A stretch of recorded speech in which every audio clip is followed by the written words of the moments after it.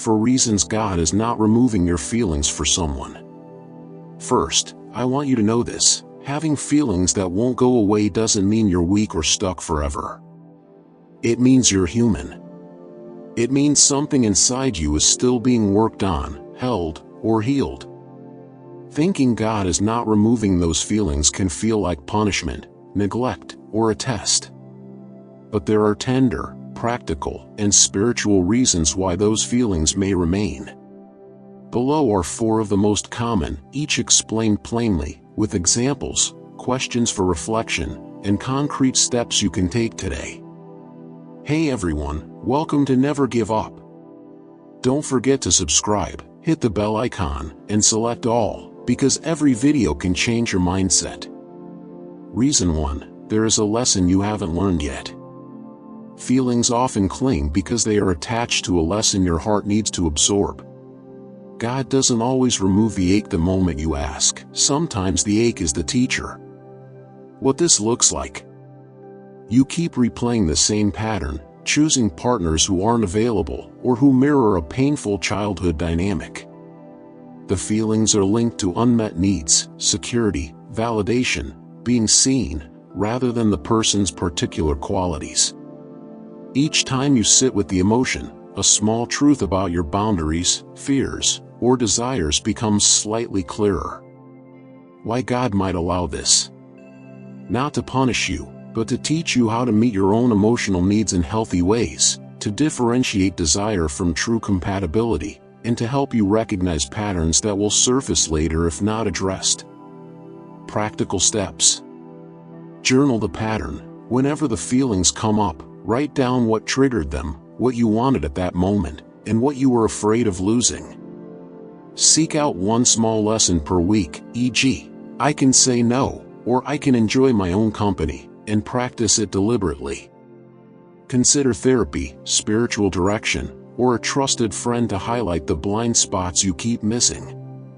Reflection prompts. What repeating pattern does this person bring out in me?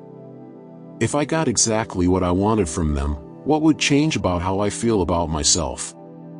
Reason 2: God is shaping your character, not just fixing your feelings. Sometimes feelings stay because they're being used in a workshop of the soul. The work may be slow: humility, patience, courage, compassion, but it's work that prepares you for healthier relationships and deeper love. What this looks like: you notice small shifts, you're less reactive, kinder to yourself, more honest about your boundaries. The feelings become quieter over months as your inner life strengthens. You start valuing emotional maturity in yourself and others. Why God might allow this? God's aim is often to create a soul capable of loving well, not merely a soul that no longer feels pain. Growth requires friction. The lingering feelings are the friction that polishes your character. Practical steps. Build spiritual disciplines that help you practice the traits you want to grow: prayer, meditation, fasting, Sabbath rest, service. Choose one character trait to cultivate for 30 days, e.g., patience. Notice moments when you can practice it. Celebrate small wins. Growth is incremental. Reflection prompts. What positive changes do I see in myself that I might not have if the feelings disappeared? Which virtue am I being invited to practice because these feelings remain? Reason 3: timing. God's plan is bigger than this single story. There's a timing element that often gets overlooked. God's best for you might require a specific season. Sometimes the feelings must remain long enough for other pieces of your life to fall into place. What this looks like: you were not ready for a long-term partnership when the feelings began, but you are slowly becoming ready. Other life elements need to align first: healing from past hurts, finishing school, becoming emotionally stable, or even meeting someone else who's right for you. Letting the feelings run their course at their own pace allows God to orchestrate things without your impatience derailing the outcome. Why God might allow this? A good plan can't be rushed. Imagine a garden: seeds need season, water, and pruning. The feelings are like seeds. They may be kept until the season is right, or they may wither if planted too soon. Practical steps. Make a life checklist of what ready looks like for you in relationships, emotional, financial, spiritual, logistical. Work steadily toward those items. Put energy into parts of life that are independent of this person: friendships, hobbies, skills, purpose-driven work. Practice patience as a discipline. Set a gentle time frame, e.g., for the next 90 days I'll redirect romantic energy into growth and service. Reflection prompts. What 3 things would need to change for me to be genuinely ready for a healthy partnership? If the timing were different, would I still feel the same way about this person? Reason 4, free will, mystery, and the gift of longing. Not everything God does is to remove or replace an emotion.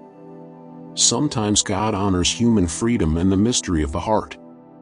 Feelings can exist while God is shifting other realities. They can also be a sacred longing pointing you to deeper places, to God, to creativity, to service, that ultimately heal. What this looks like.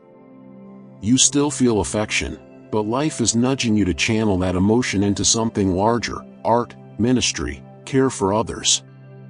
Your longing becomes a kind of fuel for spiritual or creative work.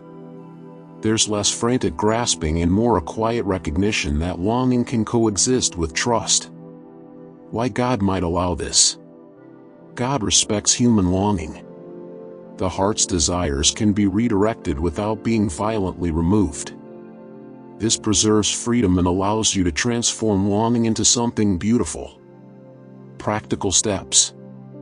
Redirect energy. Write songs, poems, letters you don't send. Volunteer. Start a project that requires your heart. Practice rituals of release. Burn a page with what you want to let go of. Take a symbolic walk. Create a small ceremony of goodbye.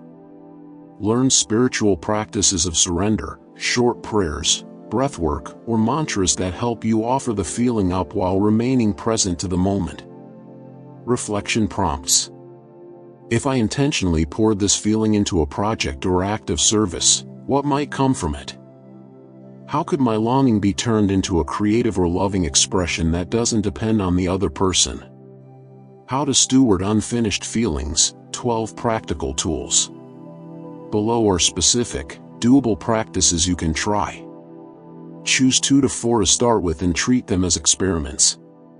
Time box your rumination. Give yourself 20 minutes a day to feel, journal, and reflect, then move on. Set clear boundaries. If contact with the person prolongs pain, limit or pause contact for a season. Create a safe distance plan. Unfollow, mute, or limit exposure on social media. Don't confuse information for intimacy. Rewrite the ending exercise. Write a letter to yourself from the future in which you've been healed. Describe the life you're living. Practice gratitude for what this taught you. List 5 things this experience showed you about yourself. Serve someone else.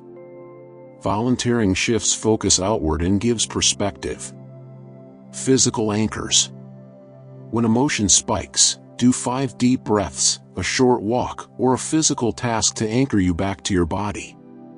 Tell a trusted friend your plan. Accountability reduces obsession. Gentle cognitive challenge. When your mind spirals, ask, is this fact or story?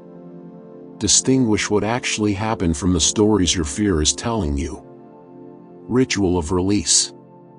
Write the feeling on paper and dispose of it meaningfully. Rip, burn, bury, while saying a short prayer or affirmation. Create new associations. Build new memories in places you used to associate with the person. Go to a cafe and start reading there. Bring a friend. Professional help. If feelings are overwhelming or interfere with daily life, therapy and spiritual counseling can accelerate healing. Short prayer/affirmation you can use. You don't have to be religiously formal for this to help. Say it as your heart needs. God, I bring this feeling to you. I ask for the wisdom to learn what I need, the patience to grow through it, and the courage to release what keeps me from living fully. Help me turn longing into growth, and guide me toward what is true and life-giving. Amen. Or, if you prefer a simple affirmation, I am learning. I am becoming. I will love well. Final encouragement, this is not wasted time. The ache you feel is not wasted. Even if it doesn't feel like it now, these feelings are refining you, teaching discernment, tenderizing your heart, and giving you practice in choosing life over fixation. God's timing and methods are often quieter than we want. The hard, good work is not that the feeling disappears immediately, but that you become someone who can hold the feeling with wisdom, move through it, and still show up wholly for the rest of your life. If you found value in this video, don't forget to like, share, and subscribe to our channel. Thank you for your support.